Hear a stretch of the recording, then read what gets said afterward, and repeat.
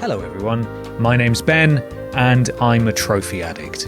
My addiction began back in the latter half of 2008 with the introduction of the Git glitters on PS3. As with many other people, I earned my first trophies in Super Stardust HD and went on to get my first platinum in Uncharted Drake's Fortune. Today, however, I've amassed a mere 110 platinum trophies, which obviously isn't a lot, and you don't need to call my mum about it because I'm fine, really. Leave it. But what if you too wanted to bulk up your trophy cabinet and get good? I'm Ben from What Culture, and here are the 10 easiest platinum trophies that won't take you too long to unlock. Number 10. Uncharted 4. Alright, so yeah, this is a fairly lengthy game, but it's a bloody good one. Naughty Dog proved once again why they're the kings of brushing off the slaughter of hundreds of people with a quip and a hair flick. And you've got to believe it's a frontrunner for Game of the Year. Trophy-wise, you just need to finish the game, play a few rounds of multiplayer, collect all the trinkets, and then exploit a tiny ethics-defying save data fiddle that'll earn you the speedrun and hardest difficulty playthrough awards. It is a game about thieves, after all. Number 9. The Order 1886. Hot fresh science fact for you here, the Order 1886 isn't as bad as everyone says it is. It's certainly a little wonky in the AI and boss department, but it has gorgeous visuals, the setting is enthralling, and the story really sets the groundwork for a fascinating universe. That being said, you can finish it in under 5 hours. Probably won't though, because of that AI. You can even platinum it in one playthrough if you follow a guide for the collectibles, so there you are. Number 8. Rocket League. On to another great game. While it's mainly a hardcore audience that's keeping the proverbial motor running these days, the Rocket League Platinum will literally earn itself as you play. Plus you get to do sick car goals and that. Belter. Super goal. The only hard trophy here is for driving 500 kilometers, but it's a little balked and usually pops after about 70 to 100. Easy. Number 7. Grim Fandango. If a man and a beautiful lady bear had a baby, it would probably look a bit like Tim Schafer. The adventure game legend released Grim Fandango back in 1998, and it saw a remastered release on PS4 and Vita in 2015. If you've never played it before, you owe it to yourself to give it a go. And if you want the platinum, feel free to totally wreck your experience with this quirky gem and use a walkthrough to get everything in one go.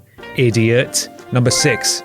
Life is Strange. Life is Strange is a beautiful teeny bop angst fest about butterflies, feelings, emotions, sexual assault, murder, and time travel. It's a bit of a ride. It's also episodic in nature and similar to the Telltale games in that you pretty much earn the platinum by simply finishing it. There are a few optional extras to collect, but luckily the devs included a handy collectibles mode that allows you to hoover them up right quick, making it really easy. And yes, protagonist Maxine Caulfield, I am cereal. Actual line written by actual writers used in the actual game. Number 5. The majority of the Telltale games. You probably saw this one coming, It's been a minute since Telltale stepped their game up with The Walking Dead Season 1, and since then they've released more franchises than is feasible to keep up with. Best part of it for you and I though is that most come with a platinum that gets literally chucked straight at our stupid trophy-hungry faces just for finishing it. The Walking Dead Season 1, Tales from the Borderlands, and Game of Thrones all do this, with The Wolf Among Us requiring a tiny amount more input. Even better is that the PS3 and PS4 versions have separate lists, so you can play it twice if you like. I know I have. Number 4. Coffin Dodgers. Right, so here's a warning for you. The remaining games are the absolute worst. Okay, they're not bad, necessarily, but certainly not fun. They're cheap, quick, and dirty. They are shit games for wankers. Hashtag shit games for wankers. Coffin Dodgers is a kart racer where old people try to outrun death. So, yeah. You can do it in 2.5 hours and you'll probably want to get drunk first. Number 3. Nublar. Nublar's quite an interesting one in that it's actually part of a multimedia art exhibit for a Spanish museum. It's a surreal side-scroller where you'll be hard-pressed to find anything resembling a plot or story. You just sort of float around, picking things up and questioning what you're actually doing with your life. It has 20 trophies and you can get them all in just over an hour. Why it has a platinum is honestly beyond me. Number 2. Goosebumps. Viewer beware, you're in for a scare, the narrator warns you as you start it up. And he's right, although for very different reasons. Hashtag games for wankers. Recently released on PS4, Goosebumps takes the form of a solid yet hilarious for all the wrong reasons point-and-click adventure game. Grab one of the guides floating around the internet and you can get this sucker done in one playthrough and a couple of tactical saves. Alternatively, get wasted and play through it with some friends. Either works. Number 1.